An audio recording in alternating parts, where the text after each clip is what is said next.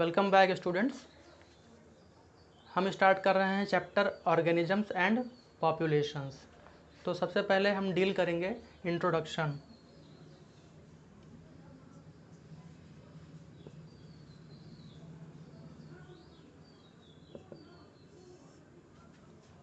First of all ecology हम समझेंगे कि what is ecology.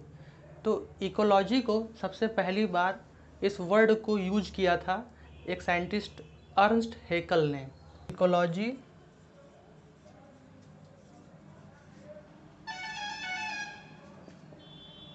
was first used by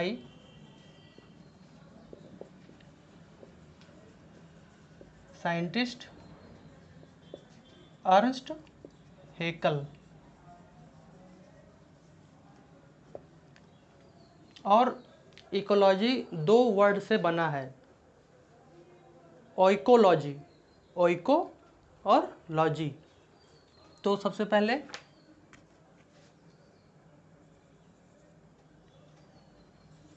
ecology is made by word oikology, और ये दो वर्ड से बना है, ओइकॉस और लॉगस। ओइकॉस का मतलब होता है होम और ड्वेलिंग स्पेस। क्या होता है इसका मतलब? इसका मतलब होता है होम और ड्वेलिंग स्पेस, ड्वेलिंग स्पेस। और लॉगस का मतलब होता है स्टडी। तो इकोलॉजी का मतलब क्या हुआ? हम उस इन्वायरमेंट की स्टडी करेंगे, उस प्लेस का स्टडी करेंगे, है ना, जहाँ पे वो ऑर्गेनिज्म रह रहा है, होम और ड्वेलिंग स्पेस। तो इकोलॉजी का मतलब क्या हुआ? तो अब हम लिखेंगे डेफिनेशन इकोलॉजी का। Ecology is the study of organism, ecology is the study of organism and its habitat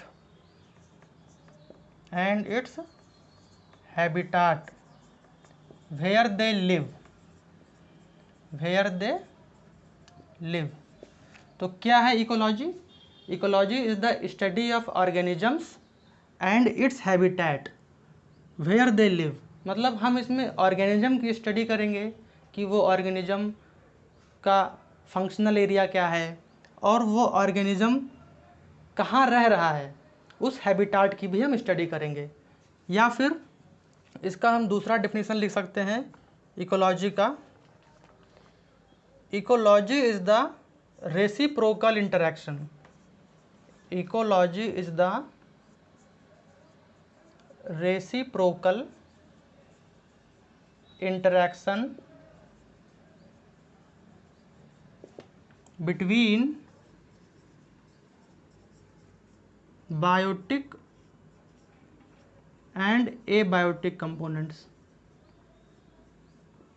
between biotic and abiotic components। तो ये दूसरी डेफिनेशन हो गई इकोलॉजी की। क्या? Ecology is the reciprocal interaction between biotic and abiotic components. Nature में दो तरह के कंपोनेंट होते हैं, एक बायोटिक मतलब कि लिविंग और दूसरा नॉन लिविंग मतलब एबायोटिक। तो इन दोनों के बीच में क्या इंटरेक्शन है, इसी की स्टडी को हम इकोलॉजी कहते हैं। एक और साइंटिस्ट थे Eugene P Odum. Odum sir ने इकोलॉजी को डिफाइन किया था कि ecology is the study of ecosystem. तो according to Eugene P Odum, according to Eugene P. Udom, इन्होंने क्या कहा था? Ecology is the study of eco system. Ecology is the study of eco system, whereas इनको father of ecosystem ecology कहा जाता है। क्या कहा जाता है? Father of ecosystem ecology. ये कौन थे? Eugene P Odum. Eugene P Odum ये फादर ऑफ इकोसिस्टम इकोलॉजी थे। वेयर एज इन्होंने एक बुक लिखी थी, बुक का नाम था fundamental of ecology. He wrote the book fundamentals of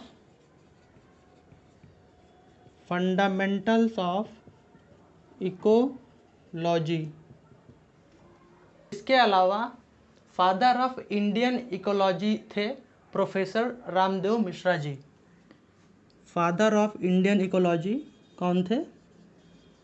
father of Indian ecology कौन थे?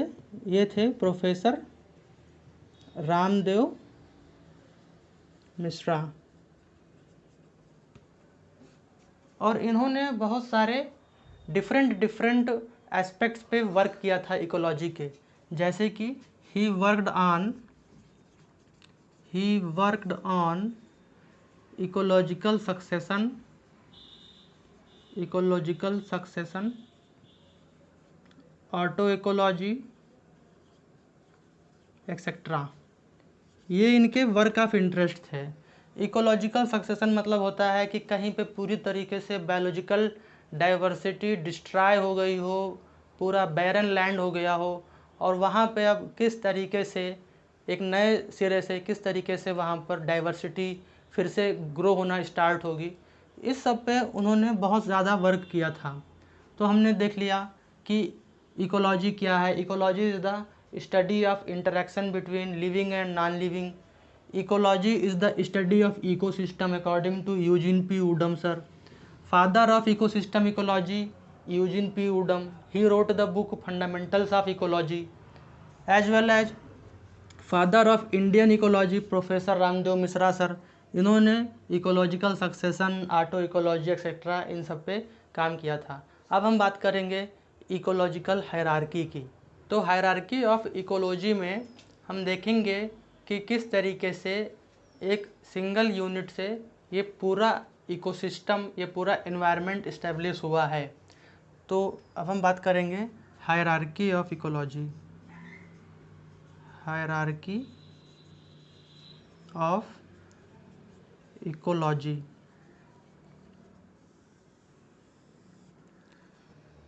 तो जब भी हम एनवायरनमेंट की बात करते हैं तो इसका बेसिक लेवल ऑफ ऑर्गेनाइजेशन जो होता है वो होता है ऑर्गेनिजम्स से। किससे होता है? ऑर्गेनिजम्स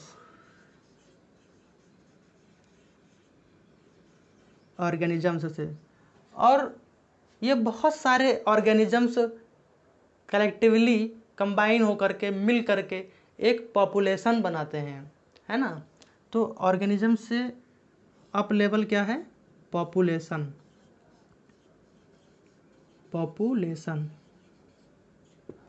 और डिफरेंट स्पीसीज की पॉपुलेशन मिल करके एक कम्युनिटी का फॉर्मेशन करती है। पॉपुलेशन से नेक्स्ट लेवल हो गया कम्युनिटी।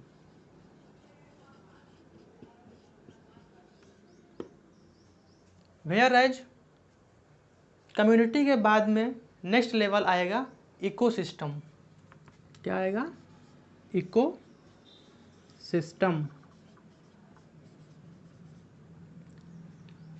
जब हम पॉपुलेशन की बात करते हैं तो पॉपुलेशन में हमेशा पॉपुलेशन किसी एक सिंगल स्पीसीज़ की होती है। अगर किसी एरिया में 100 पॉपुलेशन रह रही है ह्यूमंस की, किसी विलेज में अगर 100 ह्यूमंस रह रहे हैं, 100 होमोसेपियंस रह रहे हैं, तो वो होमोसेपियंस की पॉपुलेशन हो जाएगी, वो सिंगल स्पीसीज़ हैं। अगर किसी पर्टिकुलर कॉलोनी में 20 डॉग्स हैं सपोज, तो वो सिंगल स्पीसीज़ है, इसीलिए वो पॉपुलेशन है। तो पॉपुलेशन कैसी होती है? पॉपुलेशन होती है मोनोस्पेसिफिक। पॉपुलेशन कैसी होती है? मोनोस्पेसिफिक। मोनो स्पेसिफिक, पॉपुलेशन हमेशा सिंगल स्पीसीज की होती है ना। और कम्युनिटी होती है poly specific, poly specific, poly specific. मतलब जब हम कम्युनिटी की बात करेंगे तो कम्युनिटी में सपोज़ एक विलेज है, उस विलेज में बहुत सारे एनिमल्स भी हैं, उसमें बहुत सारे प्लांट्स भी हैं, प्लांट्स भी लिविंग ऑर्गेनिजम्स में आते हैं, ट्रीज़ हैं, और इन सब का कंबाइन करके वो कम्युनिटी फॉर्म करते हैं। तो कम्युनिटी क्या हुआ, कम्युनिटी हुआ पॉली स्पेसिफिक। और जब इकोसिस्टम की हम बात करेंगे तो इकोसिस्टम में बायोटिक और एबायोटिक मतलब लिविंग और नॉन लिविंग दोनों कंपोनेंट्स इसमें आकर के मिल जाएंगे। तो इकोसिस्टम में क्या है, इकोसिस्टम में बोथ बायोटिक एंड एबायोटिक दोनों कंपोनेंट्स प्रेजेंट रहेंगे। तो हम कह सकते हैं कि ecosystem is the first ecological unit in which biotic and abiotic both components are involved. हमने क्या कहा, हमने कहा इकोसिस्टम पहला इकोलॉजिकल यूनिट है जिसमें बायोटिक और एबायोटिक दोनों कंपोनेंट्स इन्वॉल्व होते हैं, है ना। इसके बाद में इकोसिस्टम क्या बना देता है, इकोसिस्टम बना देता है लैंडस्केप, इकोसिस्टम बना देता है लैंडस्केप।